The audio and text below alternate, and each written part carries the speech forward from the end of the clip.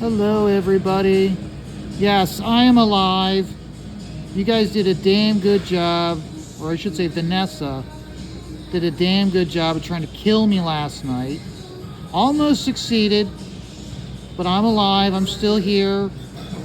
And like last night, I would not be surprised if this video gets content claimed for using copyright music, because the music's kind of loud today, louder than normal. So we'll see what happens. At most, what'll happen is, unless you actually see this, like go to my channel and look for it, most likely this video won't be like suggested or whatnot. So I've had before. Kind of like how last night we were she played Who, Wolf Moon, and the video became unavailable after like 2 minutes of playing it. So hey, that's the world we live in. Copyright your stuff, and you can control who uses it. Okay. So last night, you guys did a damn good. Well, Vanessa did a damn good job trying to kill me. It's funny how she will say stuff that is intended to make me laugh, and it goes right over my head. But yet she says something as innocent as, if I get pregnant, I own a gun, I'm going after the guy, and we're going to resolve this.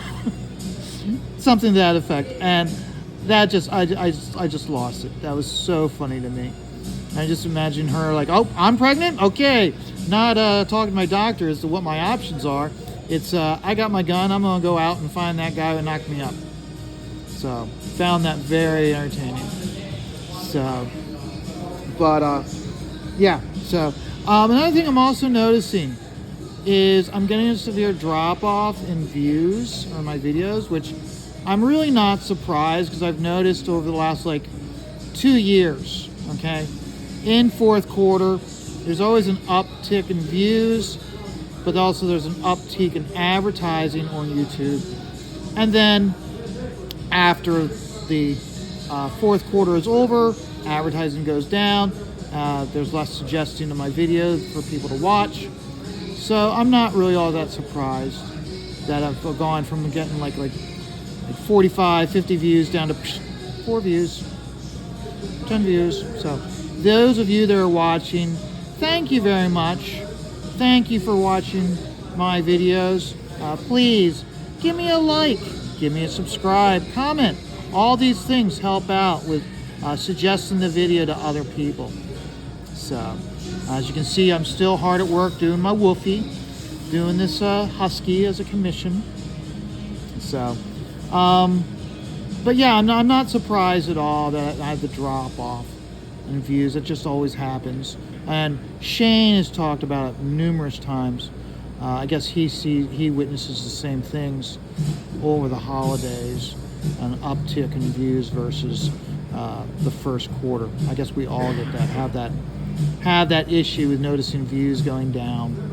But then also a lot of the more announcements occur during the fourth quarter as opposed to the first or second quarters.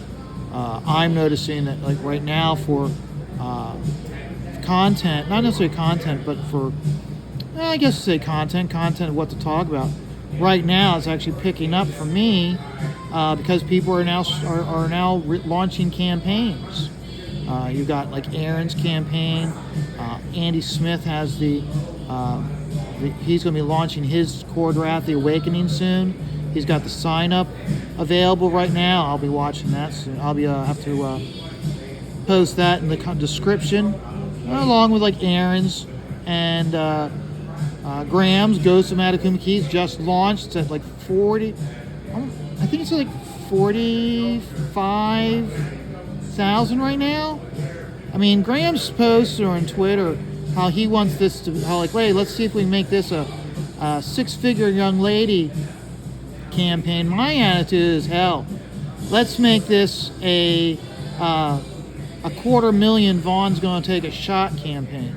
That's the one thing I do. I don't drink anymore, but I will do a shot when a creator does $250,000 of their campaign. I didn't do one last night for Ethan because that's more for Camelot.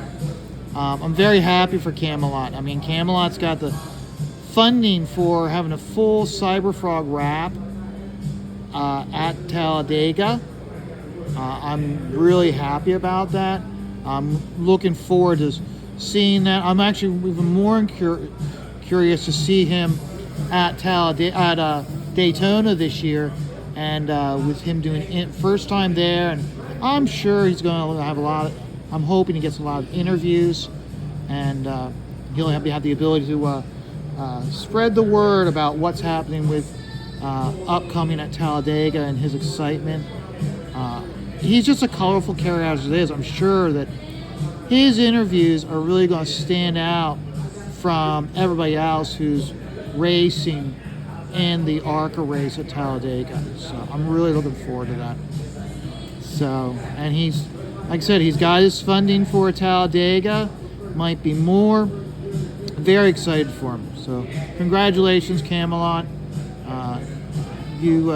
I watch a lot of his videos because I used to work retail and he used to work retail, and he explains a lot of stuff, like a lot of true stuff about corporate life when being at the management level at a store, along with just as you go up the ladder, how bloodthirsty and backstabbing they are. And I've witnessed it. I mean, it's a shame how they scream ethics when they're promoting themselves as a company, but in actuality, they're the higher you go up the ladder, they're just a bunch of backstabbing, see you next Tuesdays. And the bigger company you get in, the more backstabbing it is. So, like I said, I relate a lot to what he says. Sometimes his content isn't really for me. I don't watch him religiously, but now, like since he started like talking about NASCAR, it's getting me back into it. I haven't really followed anything with the Cup Series or Xfinity with what's going on there, but it's one of those where it's like, I'll pay a little bit more attention when, because I mean, this is a bar. You're going to have people watching at the race, or at the bar when it's available, because they have DirecTV here, and Fox is, they've not renewed their contract with DirecTV, or they're still fighting with them, so, which doesn't really bother me all that much. I'm sure some people are annoyed by it. It doesn't bother me. I know it hurt business when you couldn't watch the Fox football games here at the bar. But then also, Kenny isn't the person to invest in other alternatives for his TV viewing for people. So, but oh well. So, last night we did go over King Cryptid, and I have to say, I really did enjoy that series. I read it the week before, or 2 weeks before. What I really like about the series is Pete has a firm grasp of storytelling and telling a full condensed story in his stories. He's able to tell a full story. It's a condensed storytelling, much of the ways when when they did the launch for Graham's book, and they did a read through of Fantastic Four when Fantastic Four went up against the Incredible Hulk. I did. Most of those guys were talking about how the condensed storytelling that was done in that compared to now. So Pete is definitely telling a story in the vein of old Marvel style, old DC style. So I did like that a lot. And you can tell where Pete has Pete wants to do, he has this idea for a full, rich world, but he's just focusing one story at a time, and each time he tells another story, the world just gets a little bit bigger for his characters. And I do like that. And it's one of the things that I could say that, well, there's two things. I do that too. I think of these full, rich worlds, but when I do the storytelling for doing a book, I get kind of lost. Like I'm trying to do a full novel in a comic format, which doesn't work. And I need to push back on that. And I need to do more condensed storytelling when I'm doing my book, which means I might actually have to like relook at and reevaluate how I'm doing Scat Investigators, which I can afford the time to do because I'm just doing this on the weekends. It does limit your time to devote to get to how you're going to do things, but I mean, hey, I can't put life on hold and put all my bills on hold just to create a book. So, and then of course, the other thing also is when I do my panel layouts, I've been such a fan of George Perez my entire life, and George Perez in many ways had a very slow method of storytelling, and as a result I can see how it slows up how I do panel layouts and how I want to tell a story. I'm looking at it where it's like you really need to skip steps. And where I am right now with doing the fight scenes, you can really do that. You can really skip around, speed up your action by not choreographing every single thing. It's like you don't need to choreograph the entire punch and the reaction of the punch. All you have to do is just jump it around more, speed things up with the characters. So I'm got work to do. So, but no, I really respect Pete, and I also like how Pete's working to the strengths of his artists, with having a different artist in each book. Overall, I like the artists he's using. The only one that I didn't care for was the third issue with the kids. I didn't care for that one. Didn't care for the artwork. And like I said, on the stream to Stat, I was like, Stat, you know why? And he's going, blah, blah, blah, blah. And it's just an ongoing conversation that Stat and I are having of why I don't like that type of artwork. It involves a different book that he speaks of in such high regard. And I understand him speaking in such a high regard of that book, and I don't. So, but I mean, hey, so okay, guys, I'm pretty much done with. Well, we'll keep working on this, but I mean, I gotta go into here. I want to finish up there, and I gotta do the eyes, and then this is gonna be relatively done. So I gotta do this nose here and here. Well, you know what? I can keep finishing here, but I'm hitting the 15-minute mark. I'm trying to keep these videos to be 15 minutes long, just over or just under. So, guys, today's Super Bowl Sunday, and I know Aaron's going to be streaming. He's not going to have a lot of people on his stream probably. I know I won't be able to watch it because we're going to do a Super Bowl party, so I even won't be here long because I got to go home, get cleaned up, and then we'll head out. So, but you guys all have a great day, regardless of who you're rooting for. Remember, root for the team you want. Don't let everyone else's opinion of Kelsey dating Taylor Swift distract you from enjoying the game. If you're allowing that to distract you from enjoying the game, then I think you gotta reevaluate. Although part of that's the media coverage. I know myself, the reason why I don't like the Patriots has really nothing to do with the Patriots. It has to do with them winning the Super Bowl right after 9/11. I still, by the end of that game, with the color commentary, goes, "This is the healing our country needs. The symbolism of this team, the Patriots, what it means to our country, what our country's been through. This is patriotism of its finest." I fucking hated the Patriots because of the color commentary of that goddamn game. So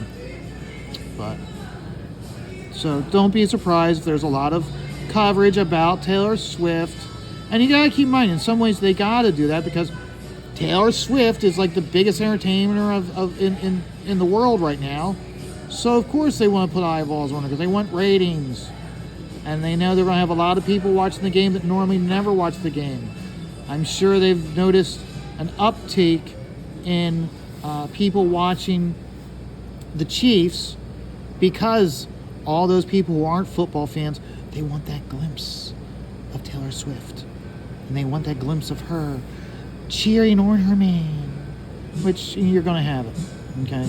But I remember also, this is the Super Bowl. Before the Super Bowl, when they're panning the camera around, they're going to show a ton of other celebrities in the crowd watching. So she's not the only celebrity who's going to be there this weekend or today. So, but then after that, life returns to normal. And next weekend is Daytona 500 weekend. More importantly, next weekend, Saturday at 1:30 on FS1 is the ARCA race with our man Camelot Racing in it, with a Tool Organizer as his primary sponsor. And I'm sure he's going to take every opportunity he can to talk about Cyberfrog. I kind of hope that because of what he's been able to do, what Ethan's been able to do for Camelot, I kind of hope that he's able to have on his helmet either an all caps comic sticker or a Cyberfrog sticker. I personally think if he could have like one of those vinyl stickers on the side of his helmet, I think that would look kind of cool. Just as a quick thank you to Ethan for what he's done for him with getting him the funds he needs for the Talladega race, and I'm looking forward to that.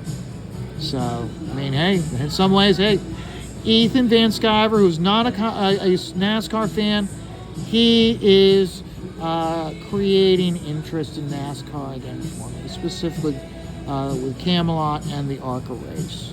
So I'll definitely be seeking them out and trying to watch as many as I can when they're on a Saturday at the bar here. When I did follow NASCAR on a regular basis, there's quite a few times that ARCA races were done during the week and not done on Saturdays. Some of them, see, this thing about ARCA is that ARCA is like fourth tier in the hierarchy of NASCAR racing. And sometimes they're a companion race to the NASCAR race, but then there's a lot of races where they're not the companion.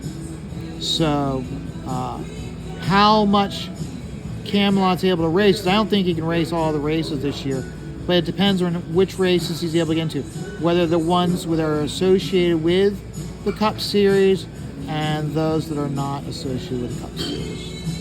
So, guys, you guys have a great day, and remember, life is always going to be stressful.